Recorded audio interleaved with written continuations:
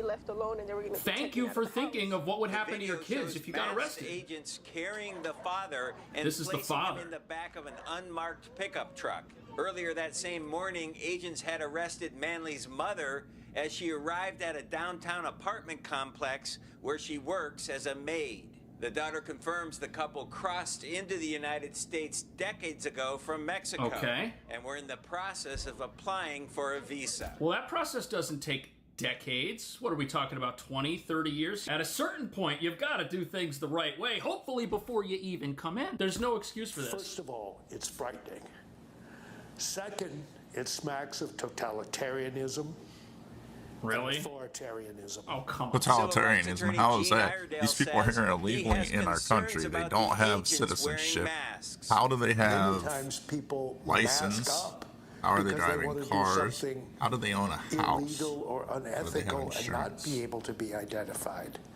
So yeah, you just want to identify them so you can dox them. A good person in a mask from a bad person in a mask. I think it's pretty easy. They've got vests that say that they're Homeland Security, their badges are on the outside, and they're there arresting people who aren't in the country legally. What's the problem? I'm telling you, these protesters think they can get away with anything. Fairview police say 62-year-old Linda Roglin and one of the protesters got into a verbal argument. Okay. It happened to be caught on video. A worker at a pizza shop across the street started recording the protest because he says he thought it was interesting, happening right outside the window here at Fairview and Anderson Avenues. He saw the verbal confrontation between the two. I don't know looked what like they he said. spit in her They face. say something to each other, and then he spits in her face. Oh, he says he never expected to see that. A protest organizer tells us she told that protester to walk away after hearing the driver tell him, "I love ICE." But the argument escalated. The guy spit at the woman, and that's not okay either, says Julio Torres. He says protesters need to avoid reckless behavior too, especially for some... Yeah, okay, this is obviously very reckless behavior, and these people are attacking vehicles in the street, attacking the drivers of those vehicles. That's a terrifying situation. What do you think should happen to those protesters? Like America, we're here with Stephen Miller, as you know, is great advisor to the President, White House Deputy Chief of Staff for Policy. Stephen Miller, to set the table, we're witnessing the greatest political and cultural power grab in the history of the West through this immigration process, the open borders, no vetting. It's crazy. No deportation. They have their judges in place to undermine everything our president wants to do. And now they've called out their violent militia, which they do from time to time, 2020 and other times. It's terrible. And they are trashing law enforcement yet again. They're trashing ICE. Yep. ICE is under attack like never before by the Democrat Party militia. What do you make of all this? Well, you've laid it out perfectly, Mark. Let me zoom out a little bit and provide some broader historical context. The left has been trying to shove Marxism, socialism, and communism down the throats of the American people for generations now. Yeah. They ultimately were not able to do this during the Cold War because the middle class revolted against communism and Marxism and social engineering. The left shifted their tactics. The Democratic Party shifted their tactics to use migration as a weapon to break down the middle class and to gain political power and control in this country.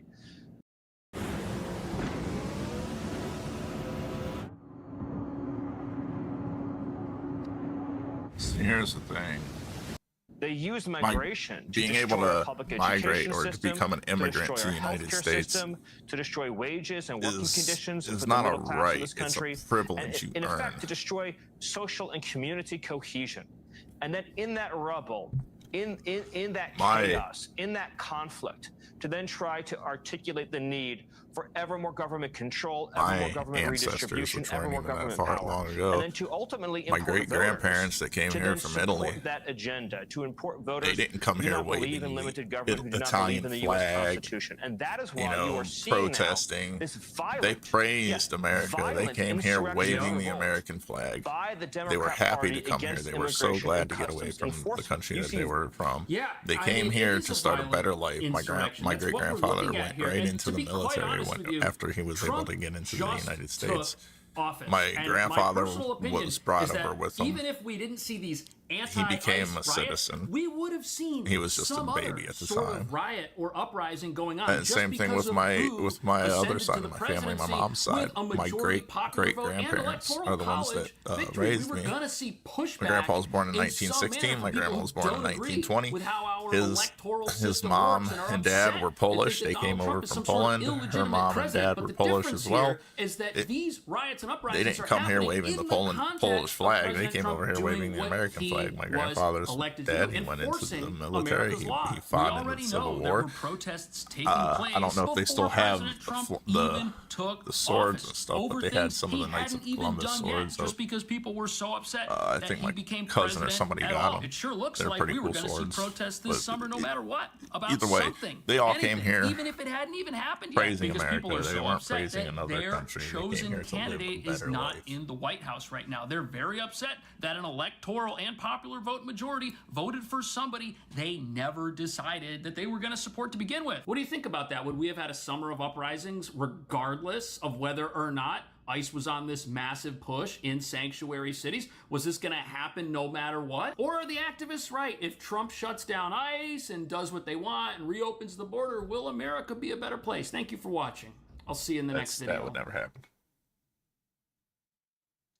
DK Oldies, a name that You can't just open the border and allow whoever you want to come in. It's time for round 3, my friends. A couple of years ago, we took a look at DK.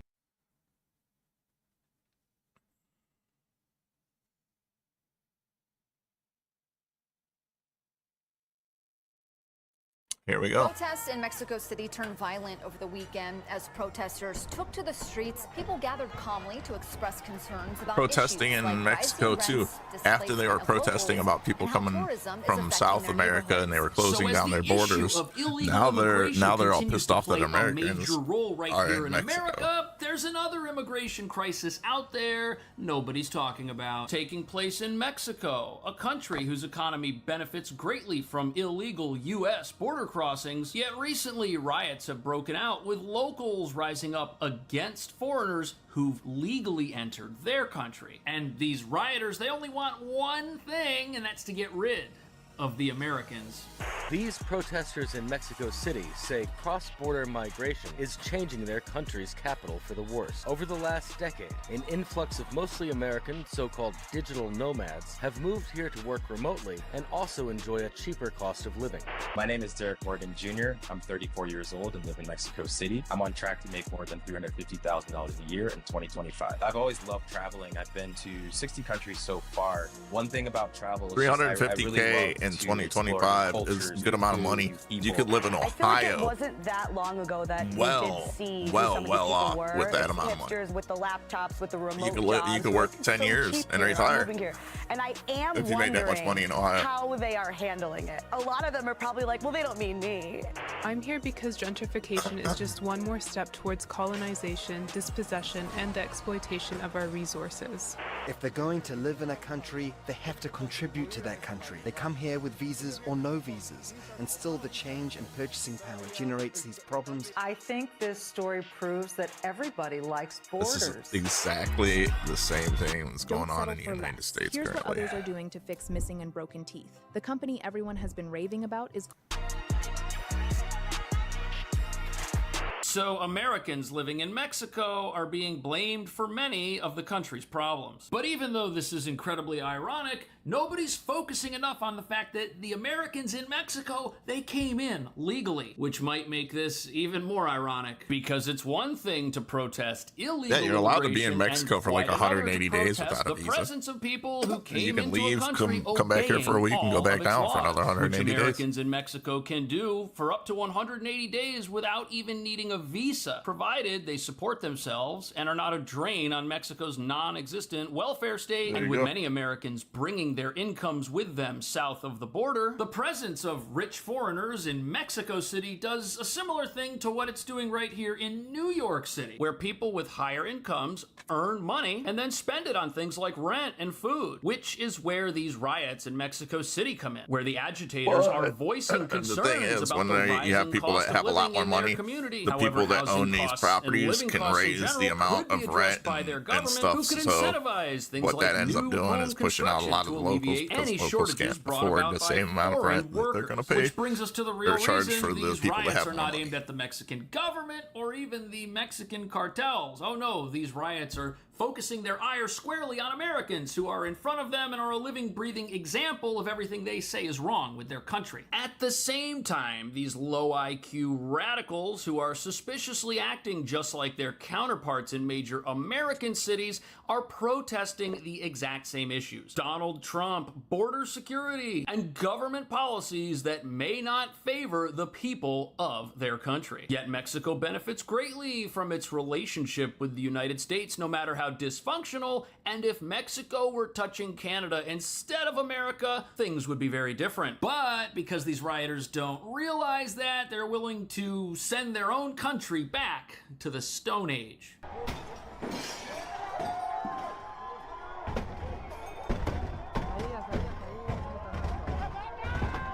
Look how weak these people are. So like, you know, I wonder if any of these rioters were in America at one point and either got deported or self-deported over the last few months. The behavior is very similar to what we see in some of our major cities. Regardless, the easiest way to stop this would be for the Mexican government to deploy police and stick up for foreigners who legally enter their country and obey their laws, as well as doubling down on policies that would help locals afford to live in their own cities, like new housing construction. But as you're about to see, that's not what's happening here at all. He looks like a clown. Look at him. Fucking clown. Same clowns that were in the United States trying to fucking indoctrinate little children and shit like that. Look at this clown ass. Dude, it's a joke. The protests started peacefully Friday in neighborhoods popular with foreign visitors. People gathered calmly to express concerns about... Okay, so keep in mind, the person they just interviewed, he's mad about legal immigration. I wonder if he'd be even angrier if he knew that some of the people in Mexico City snuck in without permission. We don't have any evidence that that's happened, but my guess is that would probably only the people that snuck into Mexico City without permission are not from America. They aren't They're just from South run America. by people who've come We went into over this, Mexico. Gwen. They also Guatemala, employ people who are Venezuela, locals in the all area. those The owners of countries these south stores of and people renting these apartments pay South rent to of Mexican North America. landowners, and they buy food from Mexican business owners at grocery stores and put money back into the local economy. And more economic activity just encourages people to get into that economy too as it grows, which creates jobs and raises people's standard of living. And folks I've talked to who live in Mexico City say that these rioters represent a very small but very loud, lawless minority opinion. But look at who it is that they are upset with.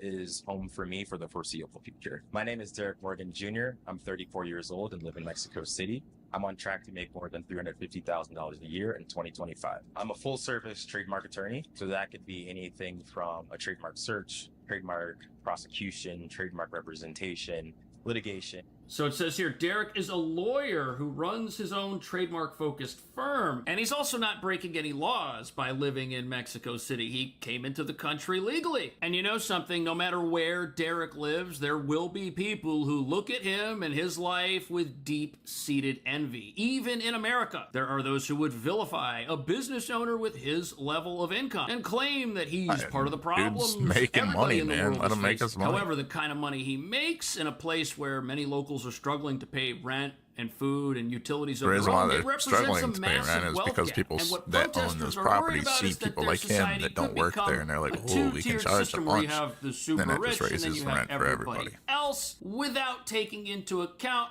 how money flowing into their economy raises everyone's standard of living. Mexico City is about half the price of Chicago. It is affordable, but it's not cheap. So my expenses for rent here, it's around $2,000.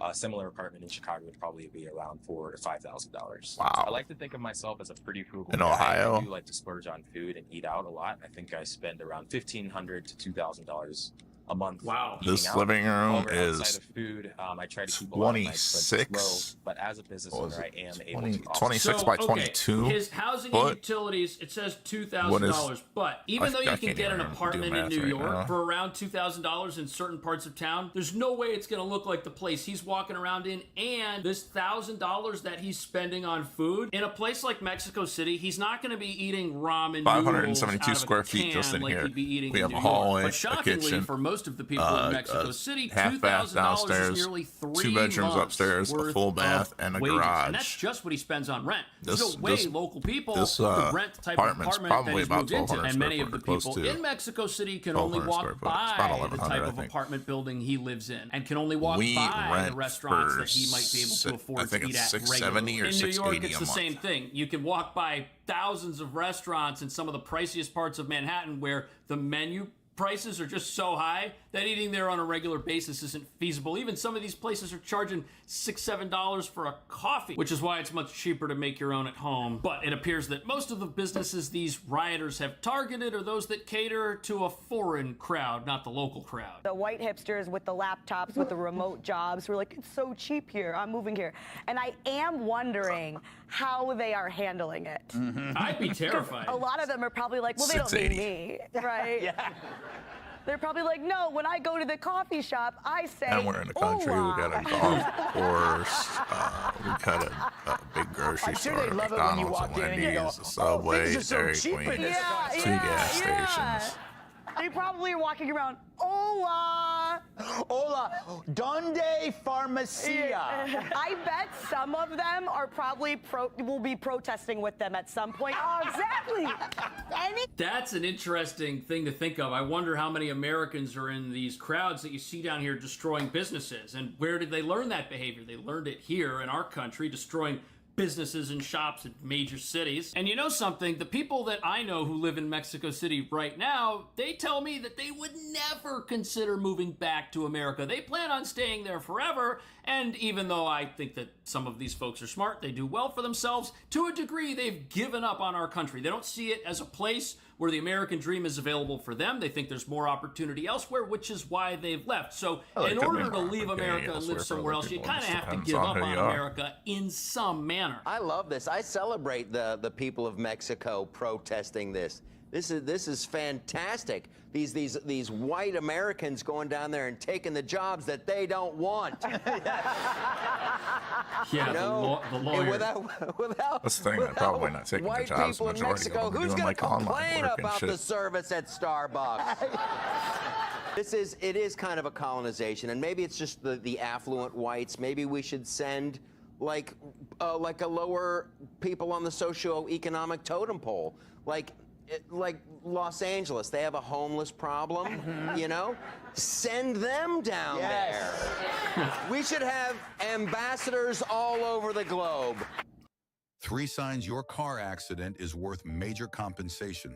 If you've been in a car accident So the interesting thing about this is, since you can't go to Mexico as a foreigner and qualify for state-sponsored living, like you can't go down there and get free health care and get a whole bunch of government benefits, there's really no incentive for poor people to come in legally and just be poor in Mexico. However, in the United States, things are different. You got sanctuary states like California that have healthcare plans that everybody can just sign up for, whether they're here legally or not. And there's no incentive in Mexico for people to sneak into the country and then just have to work and provide for themselves. Plus, you can't even really do that if you're US. You get to stay down there for up to 6 months without even needing a visa, so you can't sneak in. Everyone's automatically legal. And the big difference between the protests in Mexico City is that they're protesting legal immigration, which is totally sanctioned by their government. So listen, prices going up. Okay, I mean I don't know. It doesn't feel real. It feels like a few people were paid to just go out there and make a few bucks. It's so vital for their economy to get this kind of money, and where they're going, it's like it's not the heartland. It's like not the rural area where isn't it the tourist their number one kind of? Oh sure, Yeah. that and the cartels. Yeah. And there's nobody protesting the cartels, right? So. That is a good point. So basically, the point that he's making here is, without people coming into Mexico and investing in it, starting businesses, opening companies, employing people locally, the country would be worse off. The standard of living overall would be lower. If these businesses all get destroyed and everyone leaves, the rioters will accomplish their goal, but now everybody just gets to have nothing together. But they point out here that nobody's really angry with the cartels or the Mexican government. And that's probably because illegal immigration into America helps Mexico greatly. For example, if you're poor in Mexico, well, if you're able to sneak into America and come into a sanctuary city, if you can sign up for government benefits and get help with things like healthcare, food, clothing, and a place to live, you'll be better off than you'd be if you stayed in Mexico. So the very poor, the ultra poor who live in Mexico have every incentive to leave, especially if America decides, hey, we're not going to enforce our border. We're just going to let everybody who comes in stay here. And yeah, you can claim asylum and you might be able to stay for several years while that works its way through the court. With a system like that, it's no wonder we had a massive asylum crisis over the last few years. Michelle, you know what's funny is their big criticism is assimilation. And I mean, what is wrong with assimilation? Nothing is wrong with it. I think this story proves that everybody likes borders. Yeah. You know, Kinda if does. we're xenophobic, then what is this? Is this xenophobic? Mm-hmm. It used to be that everyone wanted to be like America. Like, we want their Levi's. We want their movie stars and their movies, you know, we want their rock singers. Now they just want our protests. Yeah. And they want words like colonization and, you know, gentrification and all those cool words. It's like all those kids in that protest went to Columbia and Harvard and then went back home and threw the same protest that... I know. Where did people learn this protesting radical behavior? It's almost the exact same thing. It's the same people. They've got a similar message. They hate the same things. They all hate President Trump for some reason, even though he doesn't live in Mexico and he's trying to close the border and he wants more border security. On top of that, Americans aren't upset about legal immigration. No, Americans voted for Trump because he said he was going to stop illegal immigration. But we did get a response from the Mexican government about these protests, and you're not going to believe what stance they're taking. According to the New York Times, Mexico City's government secretary urged an end to the violence, saying Mexico City is a city of migrants and that the city's government does not agree with this type of demonstration. The city's governor, Carla Brugada, released a statement on X denouncing the violence. However, she said Mexico City officials oppose gentrification and are working on making housing more affordable. Look, I don't know anything about Mexican politics, but if the leaders over there are not encouraging the protests, they might even be Republicans. Can you believe that? They didn't go out and tell these protesters that they're on the side of justice, something that our leaders here in various sanctuary cities are telling our protesters. Where did these protesters come from? Is somebody funding them? They look pretty well organized in these videos, and they seem to be doing the exact same thing to the protesters here in America. Let me know. Thank you so much for watching. I'll see you in the next video.